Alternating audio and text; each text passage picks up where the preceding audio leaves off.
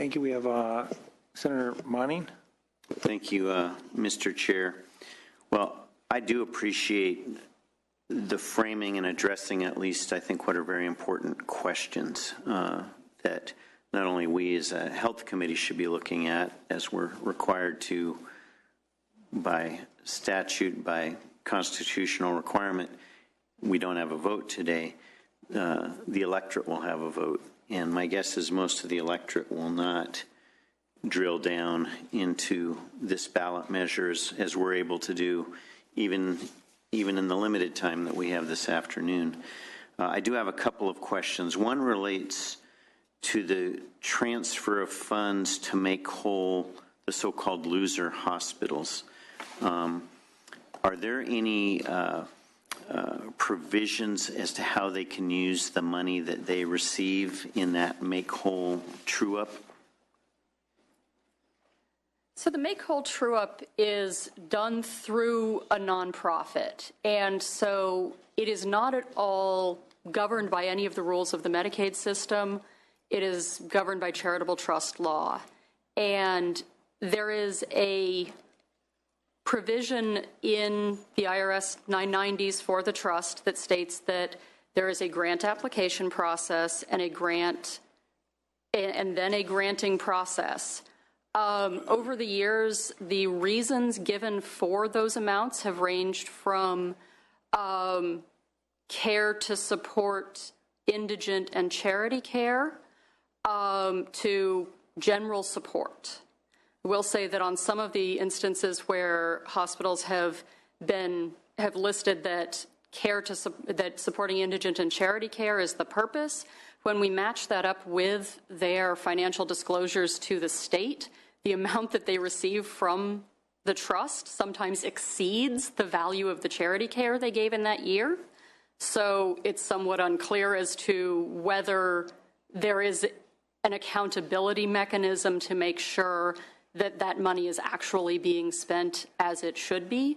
However, when you look then, because we have several sources here, we have the IRS 990s, we have the hospital's disclosures to the state, and then we also have the audited financial statements that hospitals make where they have to certify through an auditor that their financial statements are accurate. And in those statements, it is often very clearly described as a true-up payment without it being an accountable payment. So if a grant proposal is made, and Ms. McLeod, I'll give you a chance in a moment, but let me just continue this line of questioning. If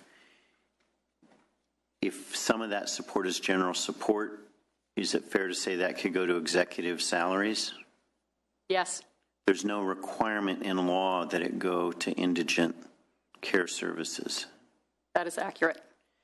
Then you also made reference to quality assurance, and while this is called a quality assurance fee or tax, it's really more of a funding mechanism and a reconciliation mechanism. Under the Affordable Care Act, there are new quality assurance requirements for providers to continue to be eligible for Medicaid, Medi-Cal reimbursement.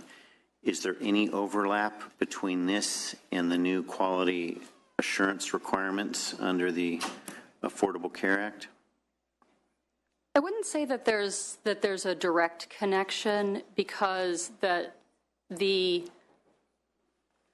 ACA is at a much more macro level, and so it is looking at eligibility to participate and then also at specific programs. So I wouldn't say that there's much of a matchup between these two.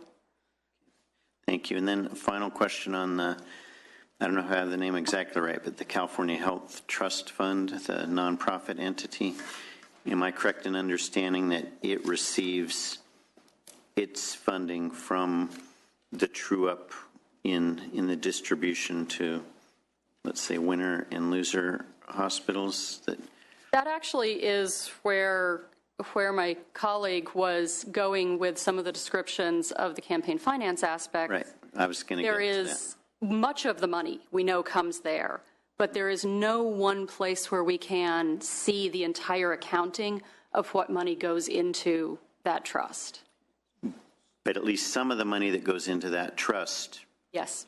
is from the true-up of taxpayer Medicaid, Medi-Cal money. Right. When you look at the financials for hospitals, when they disclose, their audited financial statements, they actually enumerate whether they are recipients, and they describe how they get the money, and then, or that they're actually donors into the fund. So we can look at like the largest hospital systems that do a lot of Medi-Cal, and you can just sort of enumerate in your mind who that might be.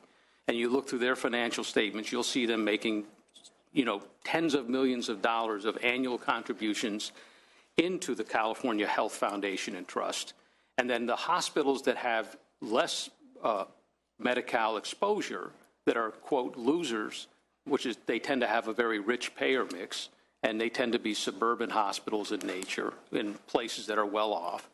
Those disclose how they're, made whole through the system. Right, but the contribution into the fund, it's fair to say at least some of that, the source is taxpayer money. Absolutely. And is it fair to say that some of that is now being used to support in the political arena the ballot measure? Well, you and I would say that, but we all understand accountants and fungibility of money. And so whether it's, quote, legally true, it has the appearance. And then we don't know what the source of the dark money is. It's $11.5 million that I described from the California Health Foundation and Trust, because we don't have a list of all of their donors. So we don't know if the money that flows from Hospital A that goes into the trust fund is then turned into the political account. We don't know that. And so without more visibility, I'm at a loss. But I think that common sense as a test would say that it looks that way. Thank you.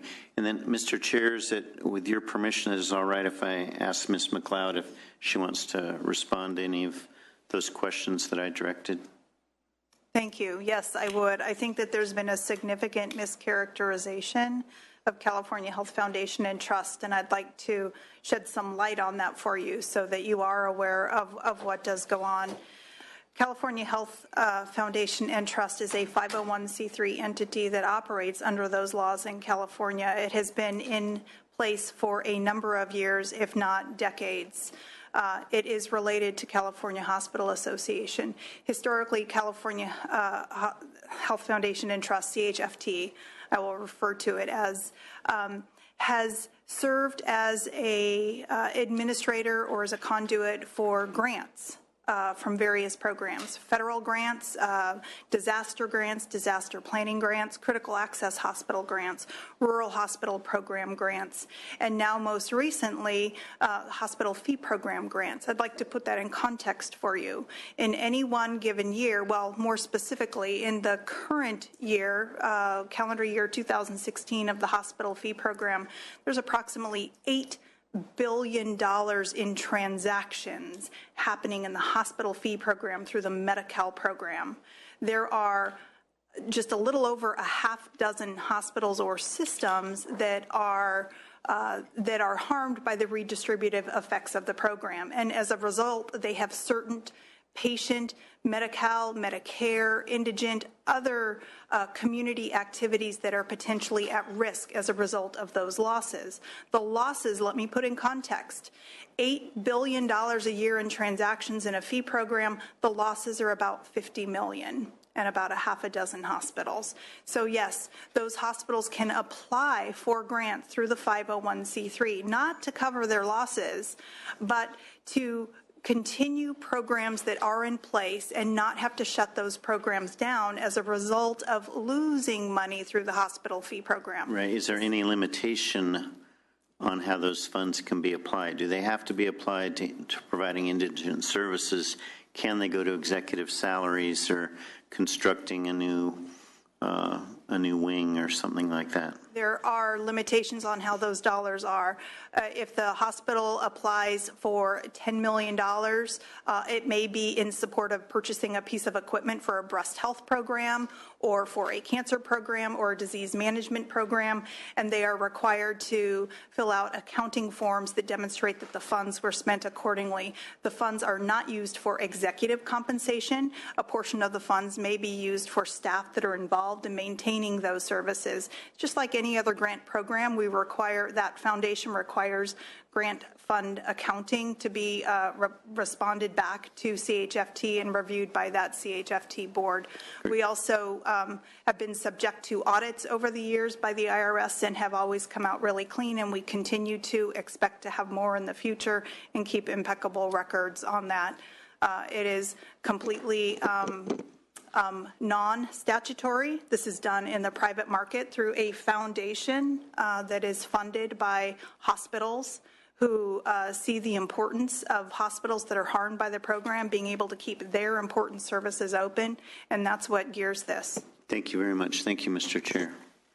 Thank you, Senator Roth.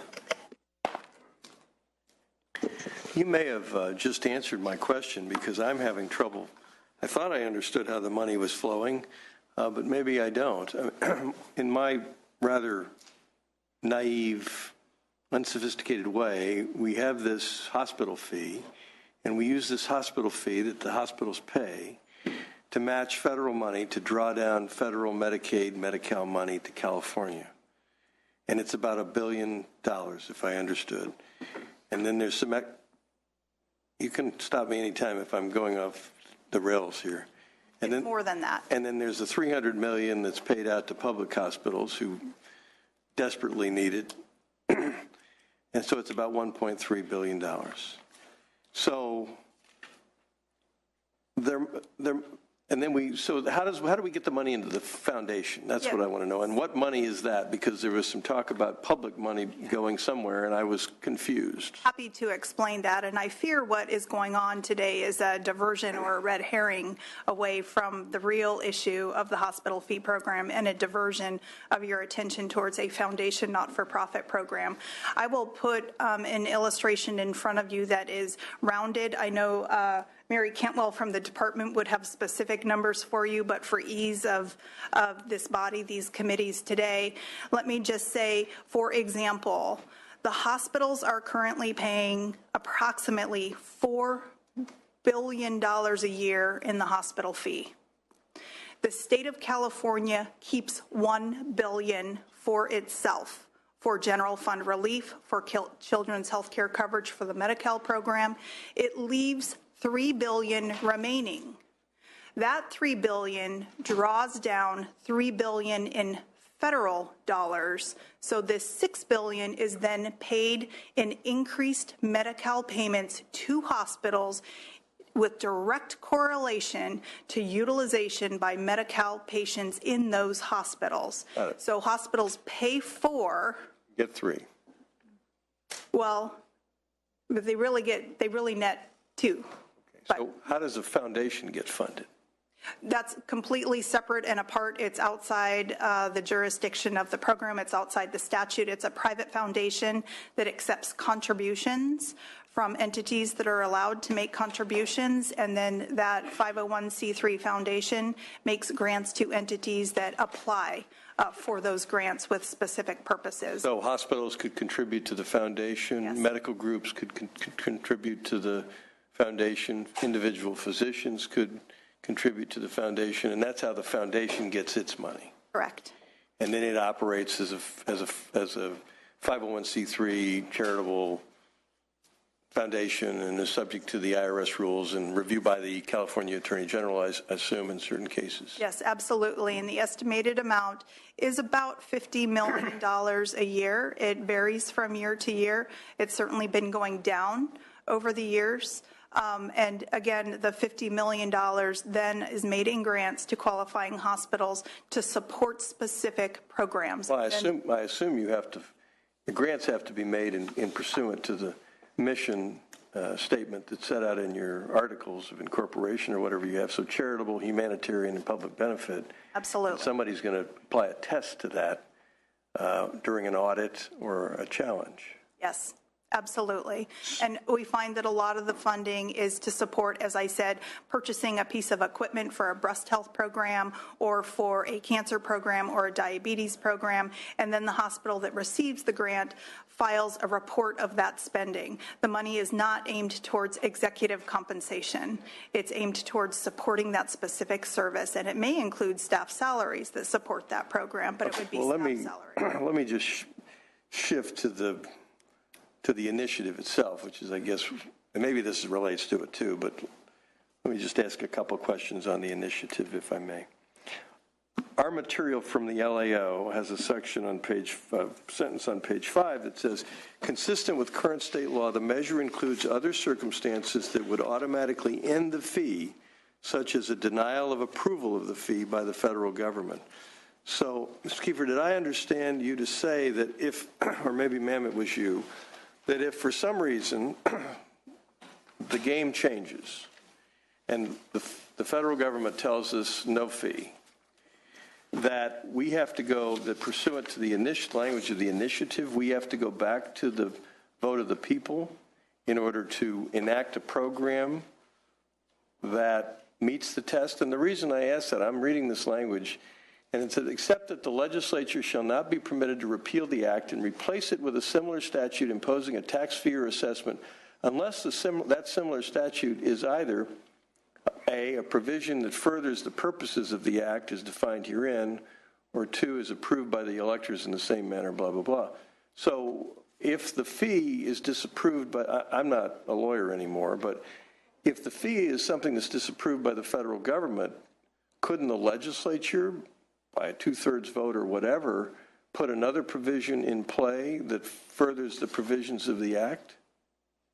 There is serious uncertainty as to how far that flexibility will extend. And so the question will be, it will depend on how different the fee is and whether that determination of in furtherance of the original initiative is actually held to be true. So that would be a matter for litigation. The purpose... It must have been a fair question. Yeah, it is. So the sentence relates back to the purpose statement of the initiative, which I'll admit I don't have in front of me, but the purpose statement of the initiative describes specifically the lock between the division of money between the state and the hospital. So, for example, it would not be in furtherance of the purpose of the initiative if the state wanted to change the 24% that it takes. So you get into a litigious situation where it's very possible that it could be thrown back to needing a vote of the people. A second scenario, the reason that the federal government would disallow the fee, one easy reason would be that they don't like the distribution of how the money is being sent back to hospitals, that they are looking for it to be more driven by, more aggressively driven by Medi-Cal utilization or by quality, by value-based purchasing. They're looking for some other distribution mechanism than what we currently use. And that could easily be the reason for federal government disapproval. That the feds come back and say, you know what, we really think that this should be used to increase specialty care or used to increase children's hospital services, and the California fee is focusing too much on some other aspect of hospitalization within Medi-Cal. So once you get to the point where the federal government is saying that the current distribution is not allowed, then the knives come out, because then they're going to be real losers. And so it would very likely be the hospitals themselves and the legislators who represent from their districts that would be trying to maneuver a new fee setup. When we originally passed the fee, it took a lot of negotiation to get everyone on board and to get everyone to the point where we delicately hang this balance so that everyone is basically made whole. once you're into federal disapproval, that coalition very likely does not hold. And then you have, even within the provider community, an unwillingness to support. And since it is a 2/3 vote, that gives a small portion of the legislature substantial power to block a new fee. So you get into, more than anything, a really ugly uncertainty that jeopardizes billions of dollars of federal money and $1.3 billion of general fund money. Well, I'm trying to figure out where we're going with this overall conversation. So given the difficulty that someone faced in putting the fee in place and the compromises that needed to be made in order to make everyone whole, and also given where we are in the legislative year and the sunset, January 1, 2017, and the requirement for a 2/3 vote, are you concerned about the loss of $1.3 billion? I think the best way to address that is we should do what we've done historically, which is come together in the legislature and move a piece of legislation that solves the problem. I think what our argument is that the initiative itself represents the real red herring in the room, because it has nothing to do with the fee program. It's merely a way to protect the interest of the hospital industry. This is a conversation about the initiative and the impact of the initiative on your ability to make policy going forward. We are arguing that it makes it far more perilous and difficult, and that's why we're opposed to it, because we understand the difficulties of building it in the first place, and we understand what we went through to get the MCO tax done, and now we're going to shackle policymaking with the requirements of an initiative process that will make it far harder to actually get to the flexibility. It's going to be a hard slog under the new rules, particularly with the managed care payments, which are going to force us to actually direct the resources at the hospitals that need it, as opposed to the ones that actually don't need it and that provide quality, as opposed to the ones who just happen to be in a place where they need to get made whole. And I think that's the argument we're concerned about here. That's the debate, that it's like, is this initiative actually going to be helpful for the Medi-Cal program? And we think not. Well, I realize that there were all sorts of political issues that caused us to be here, and support and opposition and this, that, and the other. And, I don't want to get in the middle of that. But what I will say is I'm very concerned about $1.3 billion sitting on the Budget Committee. And I am concerned about the viability of hospitals up and down the state, including our public hospitals. And given the difficulty of moving measures through these houses that carry a 2/3 vote, and given the time that we have to do it, I don't know what's going to happen. And that's why I think the hospital industry has asked to extend the fee another year. I think that's why all the stakeholders will come together and push this hard. I think, the budget committees will act, and I think we'll be in a place where we're actually moving legislation, which is what we should be doing. The concern will be this diversion of the initiative itself, of our attention and resources away from what we need to do, which is actually move the fee through the legislative process. So I agree. I share your concern about, because obviously we're not in agreement sitting up here, and we're some of the main actors who have moved the fee historically. We just think the legislature ought to be the place where this is taken up, not with the voters. Get it. Thank you. Thank you, Mr. Vice Chair. Other questions? Anyone? No, Senator. Thank you very much. Even prior to assuming elected office, ballot box budgeting made me very nervous. But I think it's a little late for us to try to throw mud, because if everybody was throwing mud that was involved in ballot box budgeting, there wouldn't be anybody with clean clothes left. Everybody has gotten engaged in that activity. So let's just be clear about that. So I'm not going to touch on that. I want to get some clarity, if I may, and either the proponent or opponents can respond, and mine is at a very kind of 10,000-foot level, if you don't mind.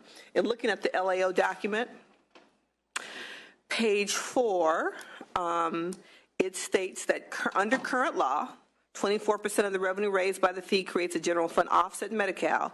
This revenue is used to pay for children's health care services in Medi-Cal, which would otherwise be a general fund cost.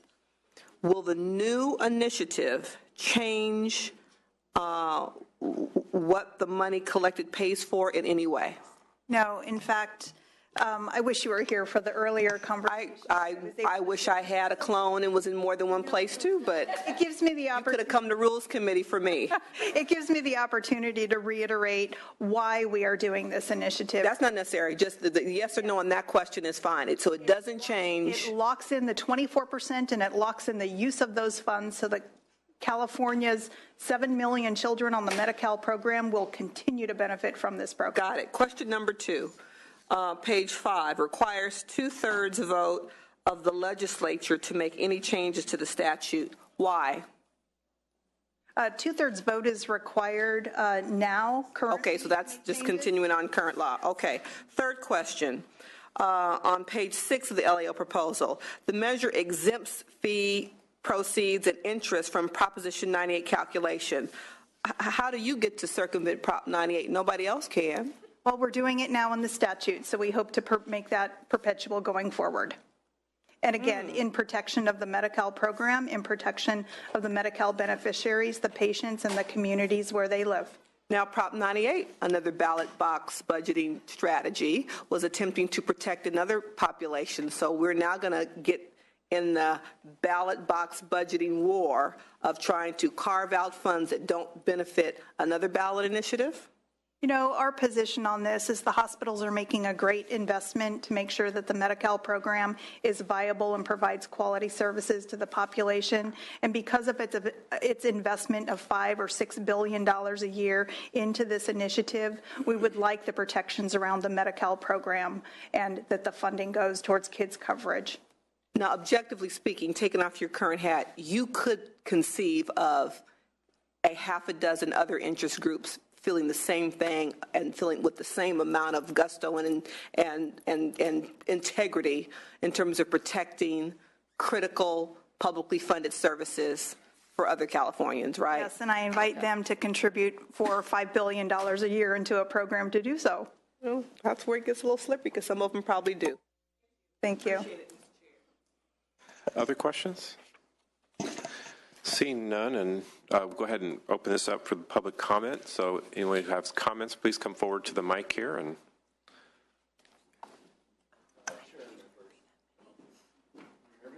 yeah. Okay. Chair Member Sean South on behalf of California Health Plus Advocates. We represent the community clinics and health centers statewide. On behalf of our 6 million patients, we're thankful that the initiative is going forward. We understand how important it is to have stable funding in the Medi-Cal program. I will sleep a lot better as an advocate on behalf of our patients, knowing that at least this part of the budget will be secure. And for those reasons and to protect access to hospitals for our patients, we strongly support the initiative. Thank you. Thank you. Yes, Mr. Chair, Jolene DeVoris on behalf of the urban counties of California. Our board voted to support the initiative in February of this year. The main reason was the certainty for Medi-Cal and the critical funding it provides for our public hospitals. So we are officially in support. Thank you. Great, thank you. Good afternoon, Mr. Chair. Angela Blanchard on behalf of 2 clients, the California Children's Specialty Care Coalition, as well as the California Association of Nurse Anesthetists, both of whom serve disproportionately a large number of Medi-Cal patients, and we're very strongly in support of this. Thank you. Thank you. Mr. Chair, Jean Hurst on behalf of the Association of California Healthcare Districts, also in support for reasons previously stated. Thank you. Judy Bowen on behalf of the United Hospital Association and the District Hospital Leadership Forum in support. Mira Morton here on behalf of the California Children's Hospital Association. Also pleased to be here today to support this. A lot of our hospitals really couldn't keep their doors open and serve the same numbers of our most ill children in the state if it weren't for this additional source of funding in the Medi-Cal program. And so we urge you to support the measure. Thank you. Thank you. Mr. Chairman and members, Nathan Mansky representing 4 organizations today, the Adventist Health, the Alliance of Catholic Healthcare, Loma Linda University Health, and the private essential access community hospitals, who all very much support passage of the initiative. Thank you. Thank you. Mr. Chair and members, Terry Thomas on behalf of the California Association of Public Hospitals and Health Systems. We appreciate the comments that Senator Roth made repeatedly about the importance of funding for public hospitals, and this certainly is an important funding source. But I also want to add that our members, when we discussed this on Friday, really felt that just as the private sector has pulled together to help the public sector on the waiver, we want to support those private hospitals that have been doing a very significant job in caring for the poor and the uninsured as well. So we support this. Thank you. Great, thank you. Lydia Bourne, representing American Academy of Pediatrics. I concur with the comments of my colleagues. We are in support. Great. Elizabeth Marsley with the State Association of Counties in support. Great, thank you very much. Anyone else? Okay, seeing no one, I want to thank everybody for being here today. Really appreciate the opportunity to hear from both the proponents and the opponents. We hope that you found this as informative as we did, and seeing no more comments or questions, we'll go ahead and close the hearing and look forward to seeing how this turns out in November. Thanks very much. Meeting adjourned.